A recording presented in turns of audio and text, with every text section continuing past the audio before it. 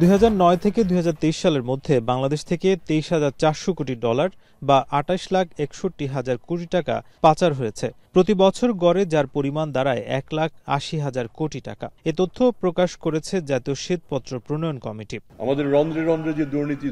তবে জুলাই অভ্যুত্থান পরবর্তী যার লাগাম টেনে ধরতে নানা পরিকল্পনা নিয়ে এগুচ্ছে সরকারের বিভিন্ন সংস্থা। এমন প্রেক্ষাপটে দুদক পালন করছে আন্তর্জাতিক দুর্নীতি বিরোধী দিবস। শিল্পকলা একাডেমিতে আলোচনা সভায় দুদক চেয়ারম্যান বলেন, বিভিন্ন সময়ে পাচার হওয়া অর্থ ফেরাতে সংশ্লিষ্ট দেশের হাই কমিশনগুলোতে দুদক কর্মকর্তা নিয়োগ দেওয়া প্রয়োজন। এতে বিপুল পরিমাণ অর্থ ফিরিয়ে আনা সম্ভব হবে। যেসব দেশে আমাদের টাকা চলে গেছে, এই গত 15 বছরের টাকা, এই অর্থটাকে ওখানে আমাদের লোকেট করা আমাদের যেমন কষ্টকর, ওখানে কাজ করার মতো আমাদের লোক নাই। আমাদের একটা প্রস্তাব থাকবে, আমাদের প্রধান এই ডেস্টিনেশনগুলিতে দুর্নীতি দমন কমিশন থেকে আমরা একজন করে ফার্স্ট সেক্রেটারি মর্যাদার একজন কাউকে পাঠাতে চাই।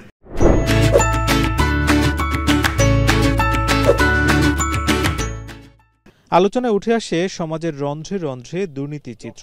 দুদক চেয়ারম্যান আরো বলেন, নির্বাচনে কালো টাকার ছড়াছড়ি ও দুর্নীতিবাজদের লাগাম টেনে ধরতে সচেতন হতে হবে সাধারণ জনগণকেও।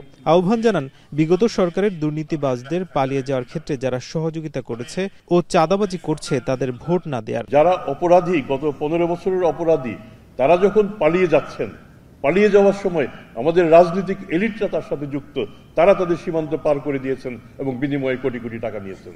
এটা আমার মনে হয় প্রকাশ্যে বলার সময় এসেছে। আলোচনা সভায় অর্থ উপদেষ্টা বলেন, রাজনীতিবিদরা ঠিক থাকলে সমাজে পচন ধরবে না। যে ভদ্রলোক দুর্নীতি করে তার তো কোনো স্টেক নাই, শাস্তি তো হয় না, সামাজিক দিক থেকে কোনোভাবে তারা এফেক্টেড হয় না, মাছের পচন হয় মাথা থেকে। এখন রাজনীতিবিদরা যারা আমাদেরকে শাসন করবে, তারা যদি ঠিক থাকে তা সহজে সমাজে পতন ধরবে না এবং তাতেই দুর্নীতি কমে যাবে। আজ আমরা দুর্নীতির বিরুদ্ধে। এর আগে সেগুনবাগিচায় পতাকা উত্তোলন ও বেলুন উড়িয়ে দিবসটির উদ্বোধনের পর দুর্নীতির বিরুদ্ধে গণসচেতনতায় মানববন্ধন করে সংস্থাটি।